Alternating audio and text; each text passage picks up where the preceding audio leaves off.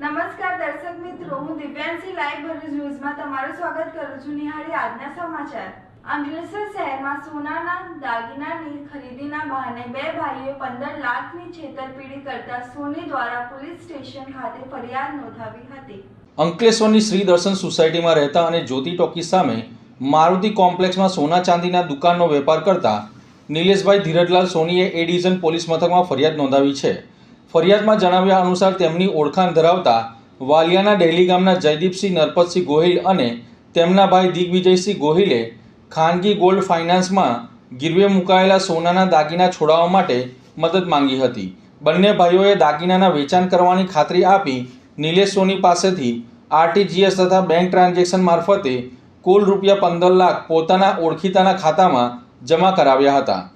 પછી બંને ભાઈઓએ વેપારી નિલેશ સોનીની જાણ બહાર ગીરવે મુકાયેલા સોના ચાંદીના દાગીના છોડાવી અંકલેશ્વરના સમડી ફળિયા વિસ્તારમાં આવેલા અંબિકા ટચ સેન્ટર ખાતે વેચી આવ્યા હતા તેવો આક્ષેપ કરવામાં આવ્યો છે. ત્યારબાદ નિલેશ સોનીએ એ પૈસા અથવા દાગીના માંગતા બંને ભાઈઓ દ્વારા ગાળો આપી જાનથી મારી નાખવાની ધમકી આપવામાં આવી હોવાનું ફરિયાદમાં જણાવ્યું છે.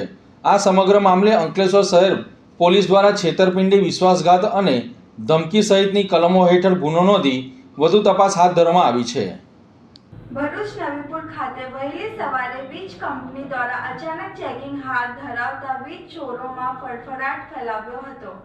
ભરૂચ જિલ્લાના નબીપુર ગામમાં આજે વહેલી સવારે દક્ષિણ ગુજરાત વીજ કંપની લિમિટેડ દ્વારા વીજ ચોરીના દૂષણને ડામવા માટે આકસ્મિક ચેકિંગ હાથ ધરવામાં આવ્યું હતું. વહેલી સવારના અંધકારમાં જ વીજ કંપનીના કાફલાએ ગામમાં ધામા નાખતા વીજ ચોરી કરતા તત્વોમાં ભારે ફફડાટ વ્યાપી ગયો હતો.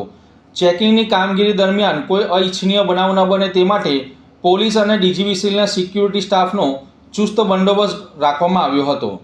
ડીજીવીસીએલના ઉચ્ચ અધિકારીઓના માર્ગદર્શન હેઠળ અલગ અલગ ટીમો બનાવવામાં આવી હતી, જેને ગામના વિવિધ વિસ્તારોમાં એકસાથે તપાસ શરૂ કરી હતી.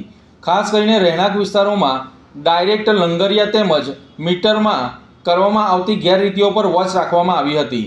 વહેલી સવારના સમયે ગાડીઓના કાફલા સાથે આવેલી વીજ કંપનીની ટીમોને જોઈને ગ્રામજનોમાં કુતૂહલ સાથે ભયનો માહોલ જોવા મળ્યો હતો. જે લોકો પ્રામાણિકપણે વીજ બિલ ભરે છે તેઓએ આ કામગીરીને આવકારી હતી, જ્યારે વીજ ચોરી કરતા લોકોમાં દોડધામ મચી ગઈ હતી. આ લખાય છે ત્યાં સુધી ચેકિંગની કાર્યવાહી ચાલુ છે અને સાંજ સુધીમાં કુલ કેટલા રૂપિયાનો દંડ ફટકારવામાં આવ્યો છે તેની સત્તાવાર વિગતો જાહેર કરવામાં આવશે. ભરૂચ જિલ્લામાં પ્રાઇવેટ શાળામાં અભ્યાસ કરતા બાળકો પાસેથી એફઆરસીના નિયમ સિવાય અન્ય ફી વસૂલથી શાળા સામે જિલ્લા શિક્ષણ અધિકારી કચેરી દ્વારા કડક પગલાં લેવામાં આવશે. ગરીબ અને મધ્યમ વર્ગના બાળકો પ્રાઇવેટ શાળામાં અભ્યાસ મેળવી શકે તે માટે સરકાર દ્વારા આરટીઈ અંતર્ગત પ્રવેશ આપવામાં આવ્યો છે, પરંતુ કેટલીક શાળાઓ એફઆરસીમાં મંજૂર થયેલ સિવાય અન્ય બહાના હેઠળ યુનિફોર્મ, નોટબુક સહિત અલગ અલગ એક્ટિવિટીના નામે ફી ઉઘરાવાતી હોવાય તેવું જાણવામાં આવ્યું હતું. આ સરકાર નિયમની વિરુદ્ધ છે, ત્યારે આવી પરિસ્થિતિમાં વાલીઓ દ્વારા જિલ્લા શિક્ષણ અધિકારી કચેરીમાં લેખિતમાં ફરિયાદ કરવામાં આવશે તો આવી શાળાઓ સામે કડક કાર્યવાહી અને શિક્ષાત્મક કાર્યવાહી કરવામાં આવશે. સાથે એફઆરસીમાં મંજૂર થયેલ ફી સિવાયની ફી આપવાની વાલીઓ સાથે બંધાયેલ નથી. જો કે શાળા વાલીઓની સહમતિ લીધા વિના ફી માંગી શકશે નહીં તેમ જિલ્લાના શિક્ષણ અધિકારીએ જણાવ્યું હતું.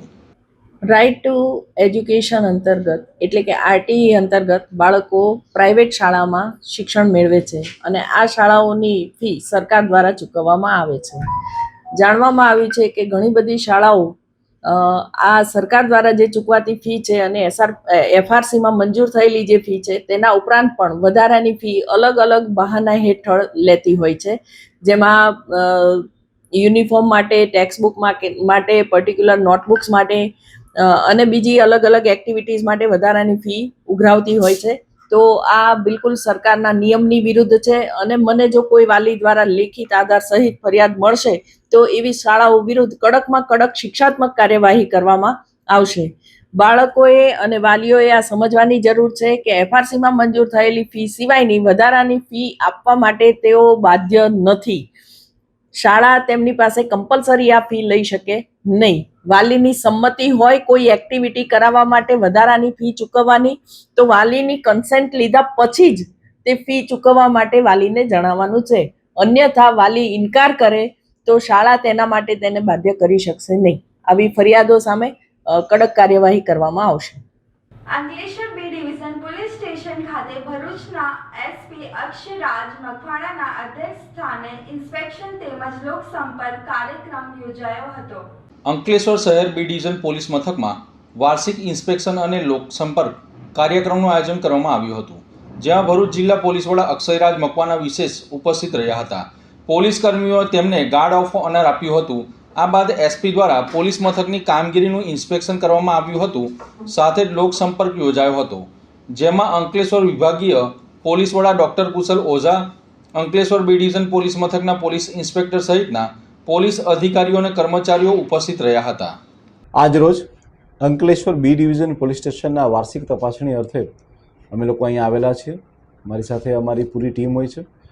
આજરોજ જે છે એ અંકલેશ્વર ખાતે પોલીસ સ્ટેશનમાં ચાલતી વિવિધ પ્રવૃત્તિઓ, એ લોકોનું નોટ રીડિંગ અને સાથે સાથે અરજીઓનું તમામ રીતનું એક ઝીણવટપૂર્વક નિરીક્ષણ અને સાથે સાથે અહીંયા રહેતા લોકોની સાથે મુલાકાત, ઓપી અને ચોકીની મુલાકાત પણ લેવામાં આવતી હોય છે. આ સાથે સાથે અમે લોકો જે છે આકસ્મિક મુલાકાતની અંદર કોઈ પણ નાગરિકની મુલાકાત કરતા હોઈએ છીએ, જેથી કરી અને અંકલેશ્વર બી ડિવિઝન પોલીસ સ્ટેશનની અંદર તમામ નાગરિકોને પોલીસની સુવિધા ઓર સારી મળી શકે, મહિલાઓની સેફ્ટી અને સુરક્ષા બાબતે અમે ઓર કામ કરી શકીએ.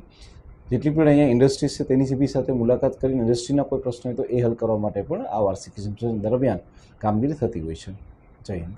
ભરૂચ જિલ્લા વહીવટી તંત્રમાં મોટો ફેરફાર તથા ડોક્ટર નવનાથ ગવાને બન્યા હતા નવા કલેક્ટર, જ્યારે ગૌરાંગ મકવાણાની GEDA માં બદલી કરાઈ હતી. ગુજરાત વહીવટી તંત્ર દ્વારા થયેલા મોટા ફેરફાર વચ્ચે ભરૂચ જિલ્લાના પ્રશાસનમાં મહત્વના બદલાવ આવ્યા છે. ડૉક્ટર નવનાથ ગવાણેએ વિધિવત રીતે ભરૂચ જિલ્લાના નવા કલેક્ટર તરીકે પોતાનો પદભાર અને ચાર્જ સંભાળી લીધો છે. હવે ભરૂચ જિલ્લાના વિકાસ કાર્યો અને વહીવટી તંત્રની કમાન તેમના હાથમાં રહેશે. ડૉક્ટર ગૌરાંગ મકવાણાની GEDAના ચેરમેન તરીકે નિમણૂક થતાં આજે ભરૂચના પૂર્વ કલેક્ટર ડૉક્ટર ગૌરાંગ મકવાણાની બદલી કરવામાં આવી છે. રાજ્ય સરકાર દ્વારા તેમને હવે ગુજરાતના એનર્જી ડેવલપમેન્ટ એજન્સી એટલે કે GEDAના ચેરમેન તરીકે નવી અને મહત્વપૂર્ણ જવાબદારી સોંપવામાં આવી હતી. નમસ્કાર, હું ડૉક્ટર નવનાથ ગવાને આજે 14 મે 2026 રોજ હું ગૌરાંગ મકવાણા સાહેબ પાસેથી કલેક્ટર ભરૂચનો ચાર્જ લીધો છે. આ જિલ્લામાં જે જોઈનિંગ મારું થયું છે આ બાબત હું પણ આનંદી છું અને જિલ્લાની સેવા કરવા માટે હું કટિબદ્ધ છું. આ હતા આજના સમાચાર. નવી ઘટનાઓ સાથે ફરી મળીશું. નમસ્કાર.